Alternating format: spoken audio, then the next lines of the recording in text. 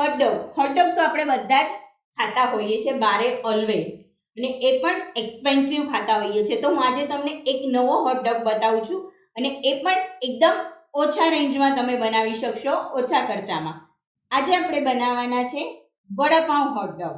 એના માટે આપણે સૌથી પહેલાં અહીંયા 2 ચમચી તેલ લઈએ છીએ.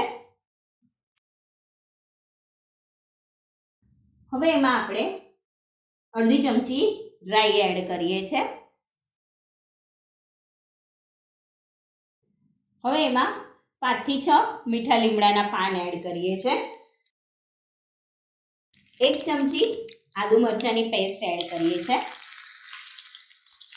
1 ચમચી લસણની પેસ્ટ એડ કરીએ છીએ અને સરખું સરસ સાતળી લઈએ છીએ. અહીંયા મેં અડધો બાઉલ બટેટાનો માવો લીધો છે. બટેટાને બાફી અને એની છાલ કાઢી અને બટેટાને મેશ કરી લીધા હતા. અડધો બાઉલ લઈએ છીએ. હવે આપણે એમાં મસાલા કરી લઈએ. મીઠું લઈએ છીએ સ્વાદ પ્રમાણે. હળદર લઈએ છીએ અડધી ચમચી. ગરમ મસાલો લઈએ છીએ અડધી ચમચી. 1 ચમચી કોથમીર લઈએ છીએ. હવે આને મિક્સ કરી લઈએ. વડાપાઉં હોટડોગનું સ્ટફિંગ તૈયાર છે. અહીંયા મેં હોટડોગનું મોટું બન લીધું છે.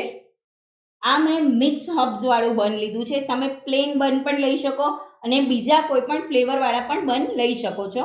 હવે અત્યારે અહીંયા હું આને વચ્ચેથી કટ કરું છું. આવી રીતે એને વચ્ચેથી કટ કરી લેવાનું છે. ફરી પાછું વચ્ચેથી એક કટ આપણે એને આપીએ છીએ. આવી રીતે 2 ભાગ કરી લેવાના છે. હવે એના ઉપર આપણે ગ્રીન ચટણી લગાવીએ છીએ. એના ઉપર આપણે વડાપાઉંની ચટણી લગાવીએ છીએ. વડાપાઉંની ચટણી કેમ બનાવવાની એ આપણે આપણા આગળના વિડીયોમાં જોયેલી છે. એની લિંક હું તમને ડિસ્ક્રિપ્શનમાં આપી દઈશ. હવે એના ઉપર તૈયાર કરેલો વડાપાઉંનો મસાલો લઈએ છીએ. હવે આ બંને આપણે બંધ કરી દઈએ. તમે આને ટોસ્ટરમાં પણ ટોસ્ટ કરી શકો છો અને ગ્રીલરમાં પણ ગ્રીલ કરી શકો છો. તો હોટડોગ વડાપાઉં તૈયાર છે. નાઉ સર્વિંગ ટાઈમ. તો તૈયાર છે વડાપાઉં હોટડોગ. મળીએ નવી રેસીપી સાથે. ત્યાં સુધી સ્વસ્થ રહો, મસ્ત રહો અને ખાતા રહો.